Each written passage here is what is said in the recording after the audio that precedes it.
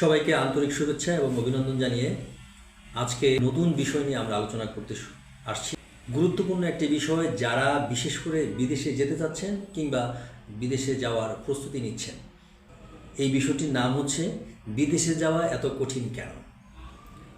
তো এই যে বিদেশে যাওয়া এত কঠিন কেন, এই প্রশ্নটা হয়তো আপনার মনে নাও আসতে পারে, কিন্তু যারা গ্রামের প্রত্যন্ত অঞ্চলে যারা রয়েছেন তাদের সকলের মনে কিন্তু এই প্রশ্নটা রয়েছে, বিদেশে যাওয়া এত কঠিন কেন। এর কারণ হচ্ছে, আমরা যখন বিদেশে যাওয়ার চিন্তা করি, বিদেশে যাওয়ার সিদ্ধান্ত নেই, তখন আমরা খুঁজি যে কার মাধ্যমে বিদেশে যাওয়া যায়। আমরা কোনো সরাসরি কোনো এজেন্সির অফিস খুঁজি না, আমরা একটা মিডিয়া খুঁজি যে যার মাধ্যমে কোনো একটা এজেন্সিতে যাওয়া যাবে। ওই মিডিয়াকে আমরা কেন খুঁজি? এর কারণ হচ্ছে বিশ্বাস। কারণ মিডিয়াটা থাকে হচ্ছে আমার পাশের বাড়িতে বা আমার পাশের গ্রামে অথবা আমার স্থানীয় থানায়, কিন্তু যে এজেন্টের অফিস সেটা তো ঢাকাতে থাকে। সেই এজেন্টের অফিসের মালিককে আমি চিনি না বা এজেন্টের অফিসের সাথে আমার কোনো সম্পর্ক নেই। তো কিভাবে আমি সেই এজেন্টকে বিশ্বাস করব? এই ট্রাভেল এজেন্সিকে আমি কীভাবে বিশ্বাস করব? তো এই জায়গা থেকে আমরা কী করি, একটা মিডিয়া নির্ভরতা আমাদের মনে মনে তৈরি করে নিই যে মিডিয়ার মাধ্যমে আমরা আসলে যাব, এবং এই মিডিয়াকে নির্ভর করেই আপনাকে বিদেশে যেতে হবে। এটাও সত্য, কারণ হচ্ছে ওই মিডিয়া আপনার সকল দায়ভার নিবে, রিস্ক নেবে, এবং তাকেও আপনি বিশ্বাস করেন, এবং মিডিয়াও এটা ভেবেই কাজ করবে যেহেতু সে গ্রামে থাকে, আপনার সাথে সে কোনোভাবেই প্রতারণা করবে না। এটা হচ্ছে আপনার বিশ্বাস। এবং যে মিডিয়া মানে এই প্রফেশনাল এই কাজটা করে খায়, অর্থাৎ যারা বিদেশে যায় তাদের সহযোগিতা করে যে প্রফেশনালি যে কাজটা করে, সেও কিন্তু আপনার সাথে প্রতারণা করবে না। এটা হচ্ছে স্বাভাবিক চিন্তা বা স্বাভাবিক ভাবনা। কিন্তু বাস্তবের সমস্যা হচ্ছে, অনেক মিডিয়ায় রয়েছেন, কিছু কিছু মিডিয়া রয়েছেন যারা এজেন্সির অফিসে শুধু পাসপোর্টটাই জমা দেয়, আর যে ট্রাভেল এজেন্সি রয়েছে সেখানে বলে যে স্যার আমার প্যাসেঞ্জারের ভিসা আসলে আমি টাকা দিয়ে দিব। আর ওই দিক দিয়ে প্যাসেঞ্জারের কাছ থেকে সে 2 লাখ 3 লাখ বা তারও অধিক টাকা সে নিয়ে সে তার প্রয়োজনে সেগুলো খরচ করে ফেলে। যখন ট্রাভেল এজেন্সি ভিসা বা ওয়ার্ক পারমিট নিয়ে আসে, আর যখন মিডিয়াকে ডাকে যে এবার টাকা দেন, তখন সেই মিডিয়া এজেন্সির অফিসকে বলে যে প্যাসেঞ্জার টাকা জোগাচ্ছে, দিচ্ছে, এরকম করে মাসের পর মাস সে কালক্ষেপণ করে, সময় নষ্ট করে।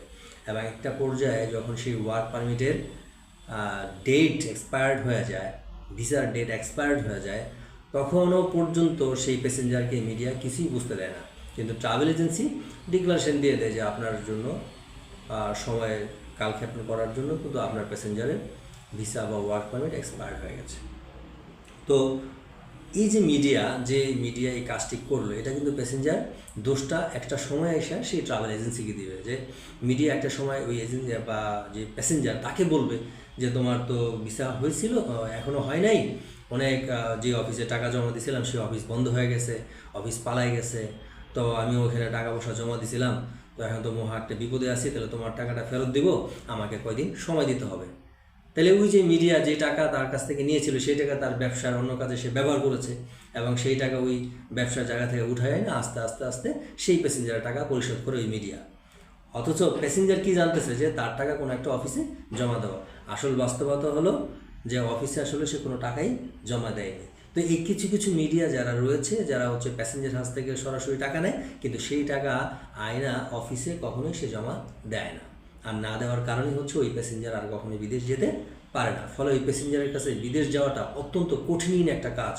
মানে তার কাছে মনে হয় যে আকাশের চাঁদ পাওয়ার মতো, যে বিদেশের ভিসা পাওয়াটা তার কাছে।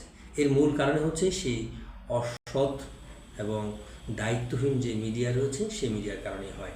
এই জন্য যারা আমরা বিদেশে যেতে চাই, যারা বিদেশে যাওয়ার ইচ্ছা পোষণ করছি বা আশা রাখছি, তাদেরকে আমি বলবো যে একজন বিশ্বস্ত, একজন দায়িত্বশীল মিডিয়ার মাধ্যমে আপনি পাসপোর্ট জমা দিবেন, এবং সেই মিডিয়া যে অফিসে পাসপোর্ট জমা দিয়েছে আপনিও সেই অফিসে যাবেন, এবং টাকা যখন দিবেন আপনি অফিসে টাকা জমা দিবেন মিডিয়া সহ নিয়ে, এবং মিডিয়ার মাধ্যমে টাকা জমা দিবেন। কিন্তু সেই মিডিয়া যে অফিসে টাকা জমা দিয়েছে সেই জায়গায় আপনাকে নিশ্চিত থাকতে হবে, এবং সেই অফিসের নাম্বার কার্ড আপনার কাছে থাকতে হবে, যাতে সকল আপডেট মিডিয়ার সাথে সাথে আপনিও জানতে পারেন।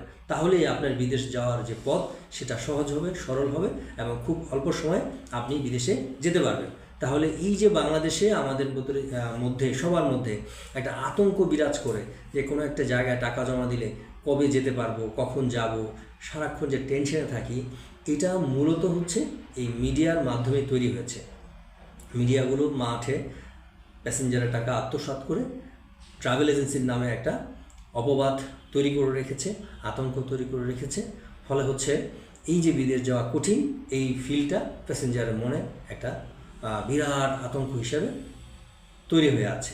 তো এই আতঙ্কটা আমাদের ভাঙতে হবে, আতঙ্কটা দূর করতে হবে, দূর করে এবং প্রফেশনাল দায়িত্বশীল মিডিয়ার মাধ্যমে পাসপোর্ট জমা দিতে হবে অফিসে, এবং সেই অফিসের সাথে সবসময় যোগাযোগ রাখতে হবে। এবং আবারও বলে দিচ্ছি, টাকা সবসময় মিডিয়াকে নিয়ে এসে অফিসে জমা দিতে হবে এবং মিডিয়ার মাধ্যমেই টাকা জমা দিতে হবে। কিন্তু সরাসরি মিডিয়াকে টাকা দেওয়া ঠিক হবে না।